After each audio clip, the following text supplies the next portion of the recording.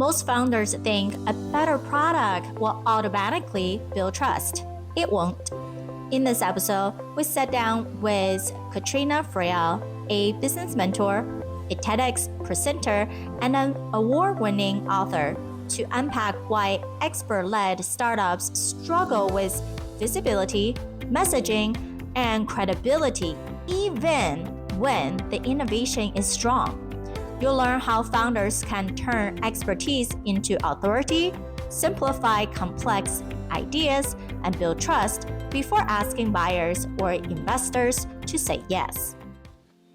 Healthcare entrepreneurs, are you ready to rewrite the rules for your business so you can have more time off, a great team, and more income while creating a positive social impact? Then you are in the right place. Welcome to The Provider's Edge. I'm your host, Sabrina Runback. I'm a provider, an international peak performance keynote speaker, and a best-selling author. Let's open the gateway to profitability for you today. My guests and I help healthcare entrepreneurs and startup founders like you break through barriers so you can control your business, control your life, and control your future.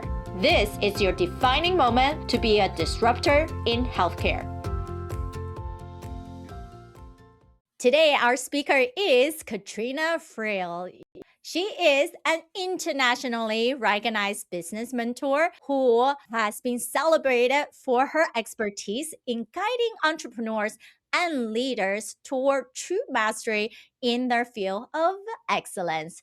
Katrena has empowered clients for over 25 years, drawing from her expertise in an award-winning author, sought-after speaker, and how TEDx presenter is going to help you to build your personal brand. Her unique Down For You program transforms hidden dreams into reality in just 90 days, offering a clear path for success through 7 streams of income.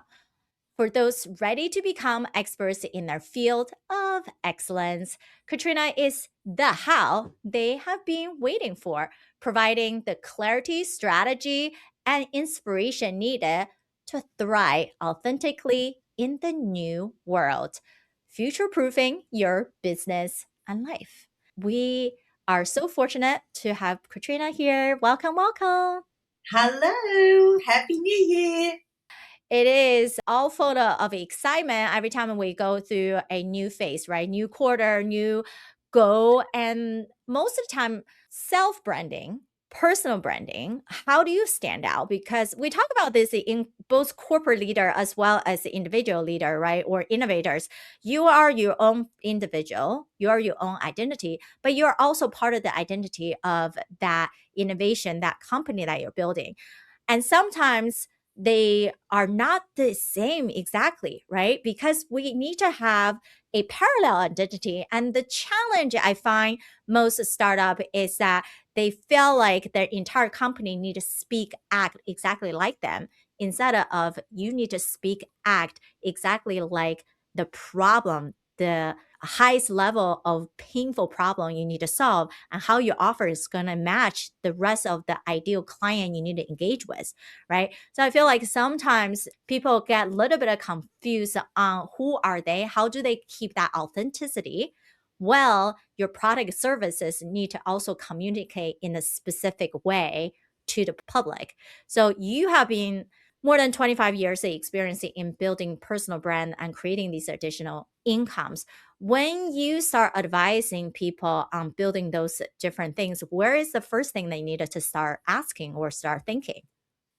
Well, everyone's sitting on a gold mine as far as I'm concerned, and they need to explore their philosophy. And so I suppose other people call it their story, their messaging, but I call it your philosophy. So from that philosophy that you want to educate people about and make them care about. Otherwise, if you're not really educating and you haven't really got any messaging behind it, you're just selling something and no one really cares. Whereas if you're out there as a personal brand ambassador for your brand, you have a story, you have a philosophy, you have a reason to educate your market so that they actually care. And so that's your job, and that's where the 7 streams of income come in.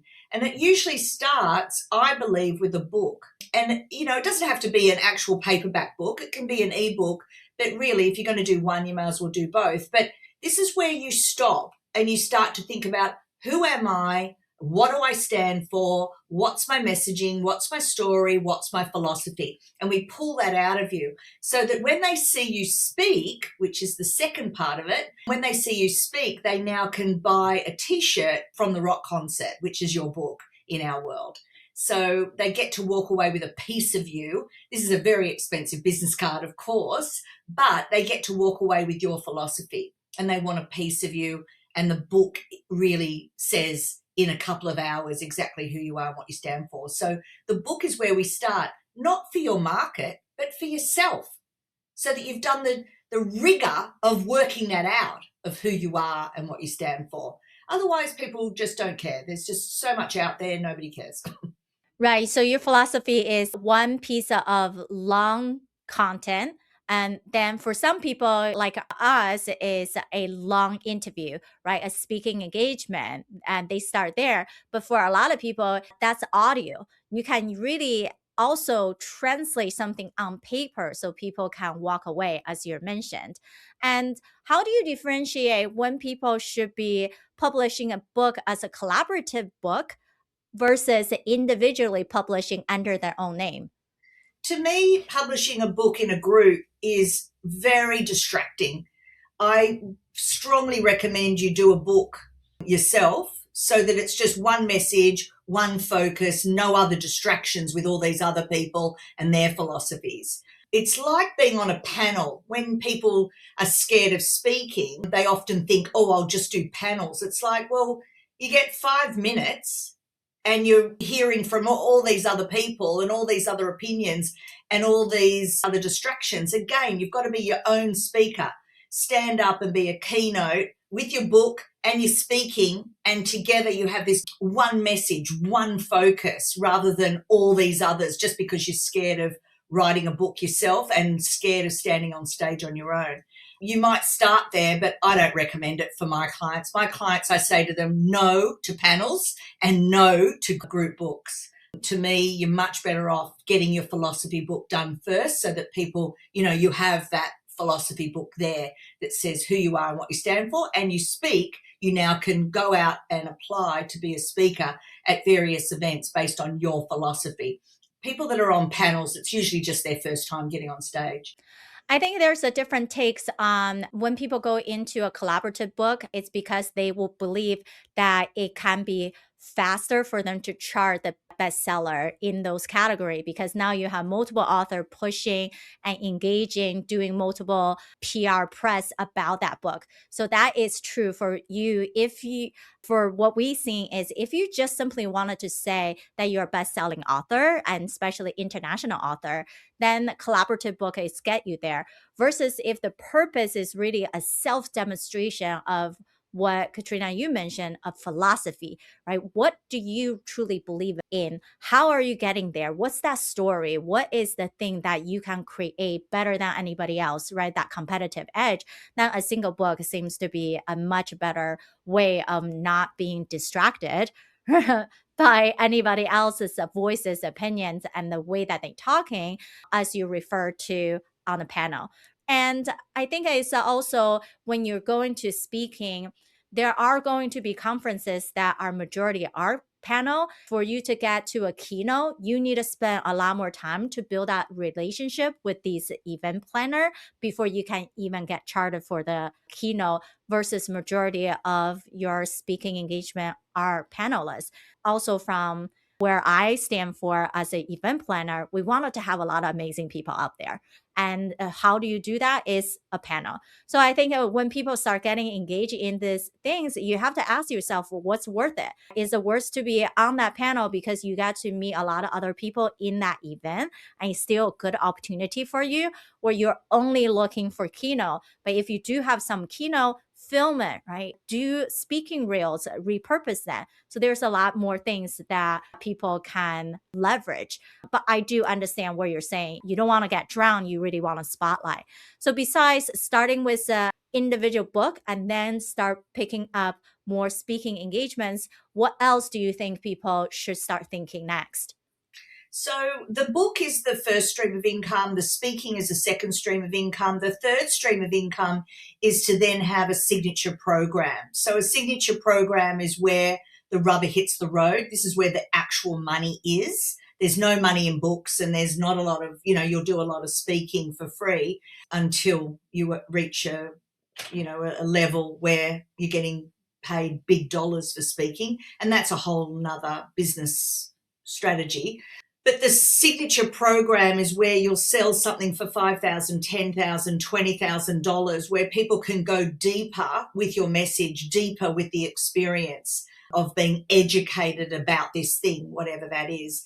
And there's many, many ways you can deliver on this one signature program that you've created. It could be a 3-day retreat. It could be a 2-day workshop. It could be a 1-day workshop. What I like to do is build the signature program, the big Rolls-Royce version.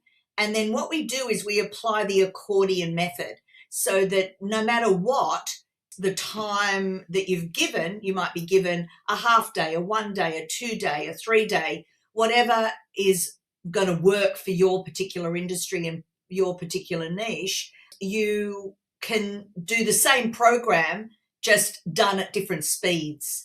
So the less time you have, the less interactive it becomes. Just like all the way down to a 1-hour keynote, there's not a lot of interactivity with that. Whereas a 3-day event, lots of interactive exercises, a lot of discussions, and a whole bunch of interactivity. So the signature program is the third stream of income. And then from there, you've got coaching one-on-one. So same program, same signature program, just one-on-one. And then mentoring is the next stream of income. Mentoring is where they've done your basic one, which is the coaching and the training, but now they want to go to the next level. This is where you might do a second year of training with them. It might be your more advanced training. It might be a train the trainer. It might be for practitioners, industry professionals. It could be a whole bunch of things, but it's just more advanced, really. And then facilitating is the same sort of thing. You've done the basic foundational training, but facilitating is for those second year students, the ones that want to go deeper and become, more expert in your particular field of excellence. And then the final one is consulting, is where you're now teaching back to your industry and creating best practice and creating, installing a policy or a procedure or whatever it is you want to do to consult back to your industry and consult back to your organizations within your field of excellence. So they're all the streams of income that you've got on hand, and all of them are there at varying levels, from the book to the keynote to the signature program to the advanced training. All of that is there so you can educate your market. Again, because if you don't educate your market about your thing and your innovation and your area that you think is so important, nobody cares. So it always comes back to educating your market, and your market needs different education at different levels. And some just want to book for 2 hours and go, oh yeah, that's really interesting. And others want to deep dive into it. And so you've got to be ready for all of that. And that's your personal brand. That's what walks in the room ahead of you, is your personal brand. And even though you might have a tech product or something similar, you can't just be going around talking about your tech solution. You have to talk about the whole education piece around why it exists. What's the pain there? How did the pain get created? How does your philosophy fix that? And so on. So you're able to do it with these 7 streams of income, as opposed to just having the product itself, the tech itself. That's almost like an 8th stream of income. Yeah, so we'll translate a little bit. So for subject matter experts, I think that's going to be something relatable, is that you are an expert of something. You work in the industry for 15, 20 years. Let's say you are a informatics expert. And from there, you have probably a lot of research, a lot of personal experience building different organization. And so for those are what come to your core book, your philosophy, your belief system, that develop into a talk. And then when you think about a signature talk, and you really signature program, now you have to even narrow down to who are the people who feel pain enough, who has the urgency to buy this big ticket item. And when you are understanding their language, think back to all your past clients. How do they describe those problems? That's when you start thinking about what is that big problem you're solving? How are you solving it? And then with the how, you're developing that program. And that's what Katrena is saying. Then it can be a few days, can be a few hours. Everyone listening who are innovators, idea-driven big dreamers, this first part of our conversation really highlighted something most people overlook. It's that your product alone is not what builds trust. People connect to your philosophy, your story, and how clearly you educate them on the problem you solve. Katrena also broke down why books, speaking, and thought leadership are not extra marketing tasks, but strategic tools that help founders build authority, simplify complex ideas, and create long-term visibility in crowded industry like healthcare. Now, before we jump into the second two-thirds of today's conversation, I wanted to share something valuable for you. Your voice deserves to be heard, especially if you have been leading a large healthcare organization, a ACO, payer, or you are a founder who have achieved above Series A funding. We'd love to hear your story. What is the big impact you are creating? Because just like today's episode is about creating the right visibility for people to hear your philosophy and your story. Go to theprovidersedge.com to apply. All right, let's get back to the second half of our show. However, it's in the format, but once you have the core of what that big scope looks like, then you can expand or subtract the tuition based on how many activities you have with the people. And then is that for many of us, I think a subject matter expert, sometimes we kind of just skipped the signature talk. We go directly as a consultant because we worked, right? You creating a complete new product and service and sell, that's a lot of work.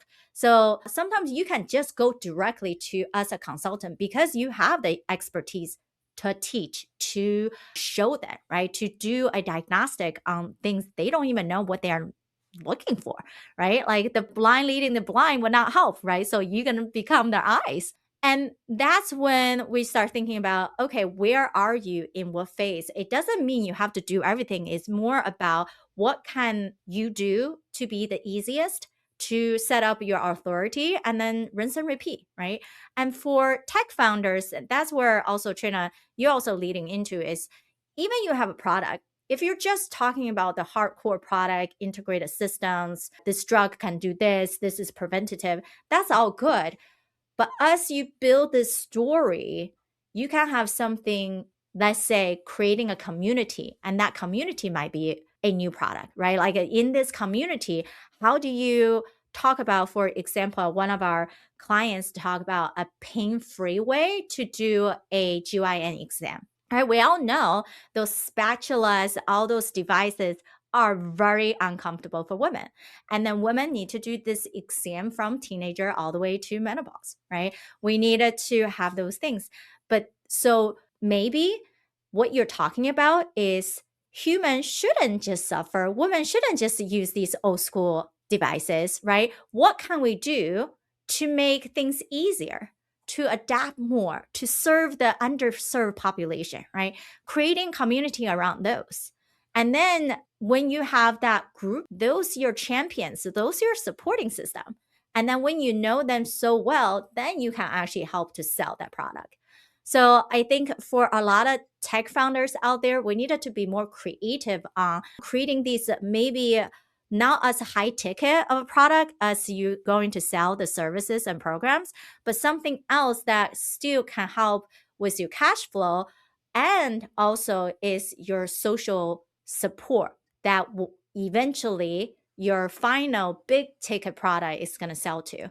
How else, Trina, do you believe that we can think about personal branding in building something that's a little bit rigid, right? Like hard to capture, and using your own voice? Well, just the book itself, if we just focus there for a minute, in doing the rigor of something like that, you can actually create a book with a whole bunch of chapters based on case studies so that people can read all the different case studies. The other benefit of the book when you do the rigor is that it's about a year's worth of social media content. So you're not reinventing the wheel. This is what I call pre-approved content that's already been edited and checked and sits within your personal brand voice.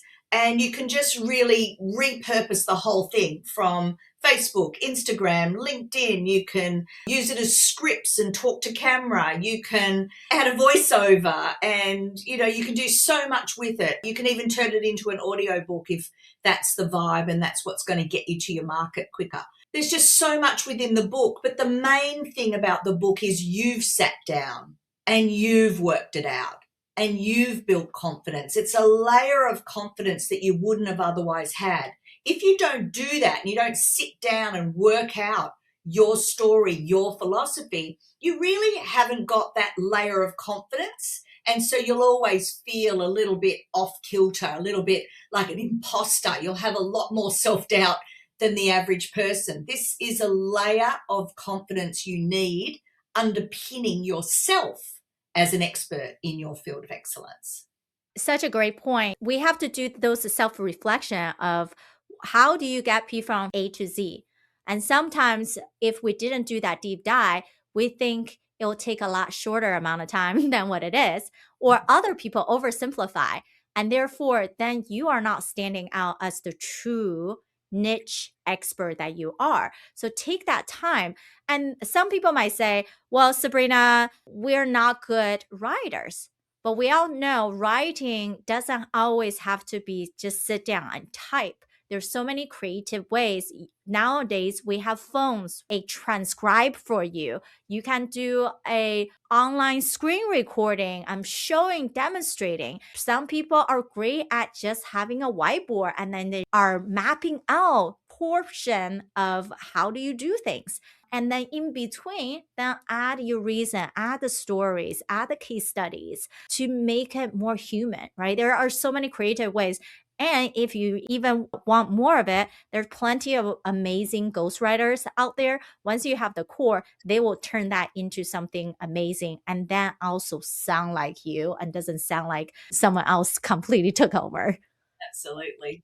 That's why I do what I do, is because it's a done for you model, because no one's coming into this as an expert in being an author, being a speaker, designing programs, being a consultant. No one's coming into it with that expertise. So this done for you kind of model is where you don't have to worry about the back end. It's all done for you. And yes, we're not ghostwriting per se, but I've worked with people that are dyslexic and I'm actually editing, putting 20 different edits into one sentence. That's how much kerfuffle it can be to edit a book. But as long as I know what you're trying to say, we can then finesse that and make it sound good. But no one is a great writer. Being a great writer is something that you can pursue your entire life and still not arrive at perfection. There is no perfection. All we want with experts in their field of expertise is really something that's simple. That's what makes you the expert, is you can explain complex things in a very simple, direct way. And so the book is something that should be very easy to read, very simple, and you get up there and the main objective with your book and your speaking is for people to go, oh, I never thought about it that way. That's the objective, is for people to go, oh, I never thought about it like that. And that's because an expert is explaining something that's taken them 20 years to work out in a succinct 20-minute TED Talk or a 2-hour book read. Do you know what I mean? It's just, that's what an expert is. It makes the complex really simple. And now I'm interested. Now I know what I didn't know before. Now you've explained it. It's like, wow, now I'm interested. Now I want to learn more. Now I want to apply it to my life. Now I care. Whereas before, I was oblivious. I was, in the dark. I didn't care because I didn't know. So that's what your book and your talk is there to do, is to make people come into your field and learn something new that they didn't know or care about before. And until that happens, no one will care about your tech either. Exactly. We say the trust need to be built with the person itself, how much they trust you, believe in you, and then they will actually trust and believe in the product that you're trying to sell. And then ultimately is trust and believe in the company that you're running. So you have three really reputation to manage: yourself, your product, and your entire company, because the company is built on multiple people. And the product delivered mostly might not just be you, right? Especially when we think about when you're scaling these companies, it's not just your couple co-founder with you. You wanted to become the 100 staff that on your team and eventually exit, right? And so make something starting from today to make people love you, trust you from that perspective. And also the simplicity is also how we teach people on how do you pitch for that big contract, that big check for founding, is that it's not a 10-minute talk. It's actually 2 minutes. Something get to the point that people's like, I want to ask you more questions, get to the next phase. So we know there's could be a lot more to dive into it. We're so excited for you guys to even just explore this little things about having a book, having a talk, having a signature program product, and then expand that into consultancy, expand that into something hardcore that you're taking to multiple different places. And then you feel free to express yourself. And then we all start from somewhere. We never grow into, even for Provider's Edge, we're top 100 in entrepreneurship on Apple Podcasts in US and UK and other countries. But we didn't get here overnight. We have published almost 300 episodes, right? It's the consistency, it's the grind, it's the passion of continue to do more and to share, to get the right people to speak, to listen, to give you the knowledge that you need.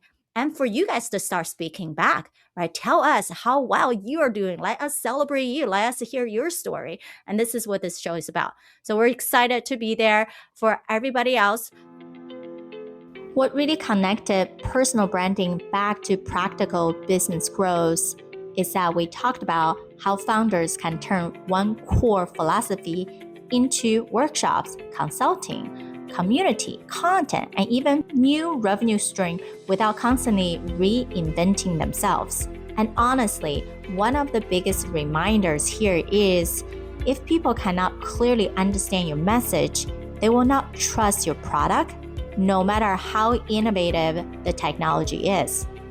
On the flip side, if you already been growing a large audience, then it's a great way to think about how to monetize that audience with the product and services and impact that you truly want to create.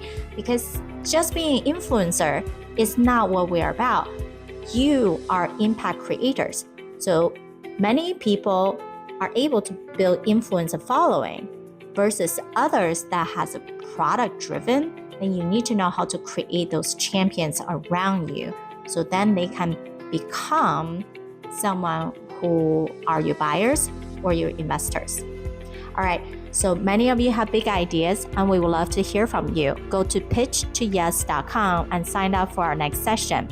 Typically, we have investors, operators in the room that can help to determine if your idea is hot or not and where they can direct you for the next stage of funding or growth segments. Go to pitch2yes.com. Go connect with Katrena, and she has so much more things that she can do for you. You don't have to do it all because she will do everything and plan that out with you and to make you shine the best. So how can they best find you? On LinkedIn, your website? Yeah, I think going straight to the website because all the socials are there. So if you go to becomingtheexpert.com.au, you're able to book in for a free discovery session at becomingtheexpert.com.au. Book in for a free discovery session and just allow me that time to really just unpack what it is that you're doing, how it all looks, so that I can map it out for you. And whether you work with me or not, you still have it mapped out. You'll have a lot of clarity about who you are as the expert in your field of excellence. And that is a free 1 hour with me. That's an hour of my life I can't get back. And I'd love to sort of just deep dive with you a little bit more based on your specific tech and your specific area of expertise. So yeah, I look forward to catching up with some of you guys, and yeah, find me at the website and we can connect there. There's a free checklist you can download so that you can see what the program itself contains. There's a lot in it, a lot of value in it. It's a done for you kind of model. So yeah, in 90 days, you can have your whole personal brand ecosystem all sorted out and ready to go for a great 2026. See you soon. See ya. Today, we challenged those founders and many experts to stop hiding behind their product and start leading with the philosophy behind why their work matters. In healthcare, especially innovative space, just because you're a novelty or you are better than someone else, that does not build trust.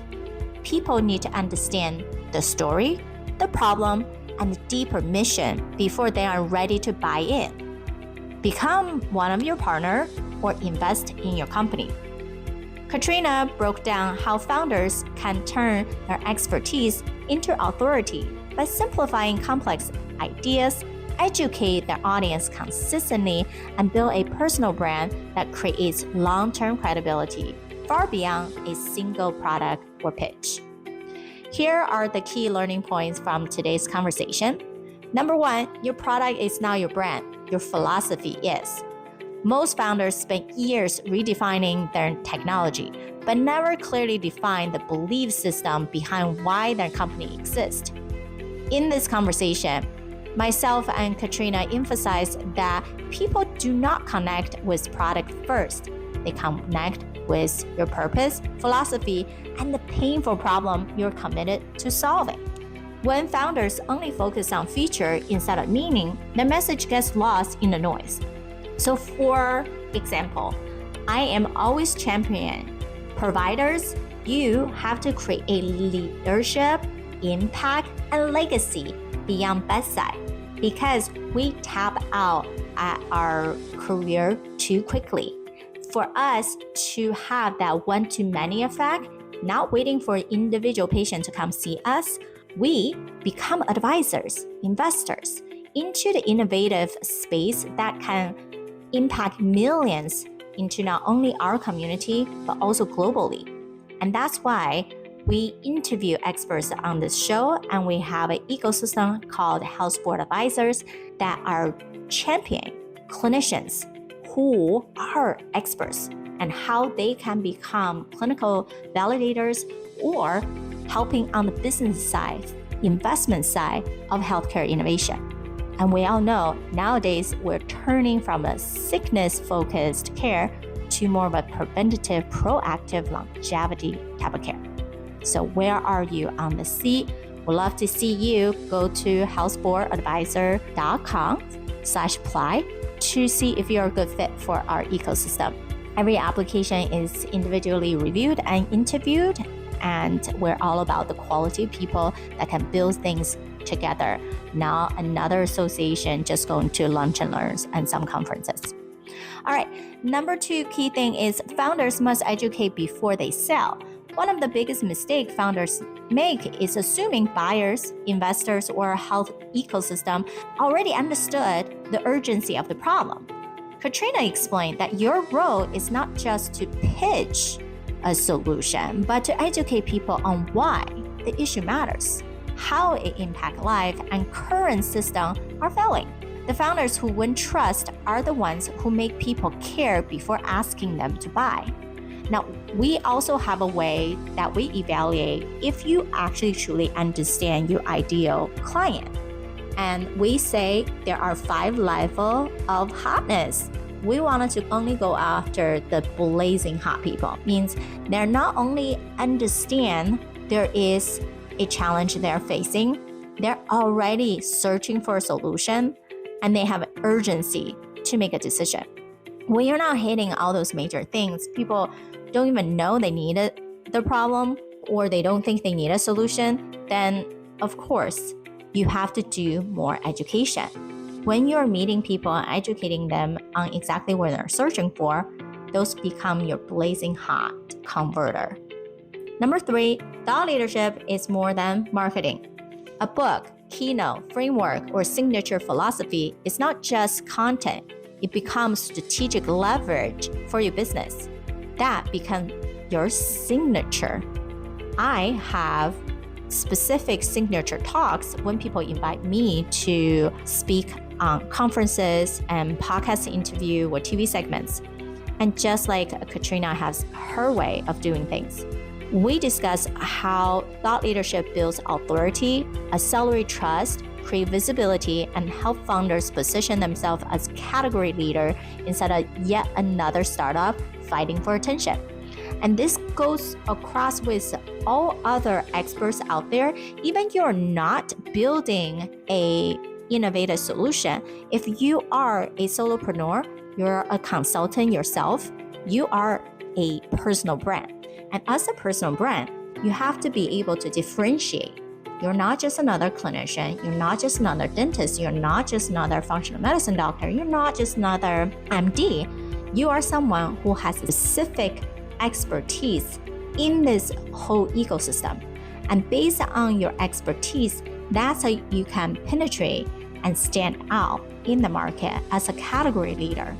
Therefore, in this crowded space, technology space, actually there are hundreds and thousands of companies popping up. Everyone has an idea. Therefore, your expertise must become visible before your product can scale. Number 4, simplicity is the real sign of expertise. Many founders' beliefs surrounding technical terms make them look smarter, but complexity often creates confusion instead of confidence. Katrena highlights that true experts are the people who can explain difficult concepts in a way that feels simple, practical, and actionable.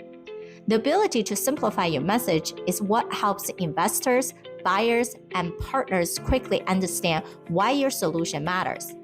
So when you go to Pitch to Yes event, go to pitchtoyes.com to sign up. We actually break it down by 10 different categories on what works, what doesn't work. And one of the categories is, are you using too much jargon?